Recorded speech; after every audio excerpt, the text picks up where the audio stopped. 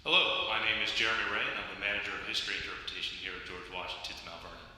Right now you're inside the Visiting Servants Hall, a building that played a very prominent role in the overall design of George Washington's plantation. General Washington entertained hundreds of guests here, including men like Thomas Jefferson and George Mason. Traveling with them were enslaved, hired, and indentured men who worked as coachmen, butlers, and valets. They stayed in this building here, while Jefferson or Mason stayed in one of the many bedchambers inside the mansion. At 20 feet by 40 feet in dimension, this building was much larger than most homes lived in by Washington's fellow Virginians. One of the more interesting features is located behind you. It's an oversized fireplace, and many guests today point out its irregularity compared to the rest of the space. There was a lot of confusion as to the function of this building as it was being constructed.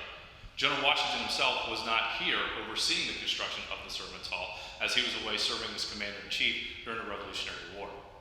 Construction fell to Washington's cousin and farm manager, Lund Washington, and through a series of correspondence back and forth, we could see that Washington intended the space to be a servants' hall. However, Lund Washington received information from Mrs. Washington that it was to be a wash house. Ultimately, Lund Washington moved forward with construction as a servants' hall, despite the fact that there was a large fireplace. In 1793, William Pierce was hired as Washington's new farm manager. William Pierce and his family took up residence in this building and immediately began alterations to the structure. Most notably was the doorway in between the two main rooms that you walked through. This was an addition by William Pierce so that he could access all the spaces from the inside of the building, converting one of the rooms into an office space.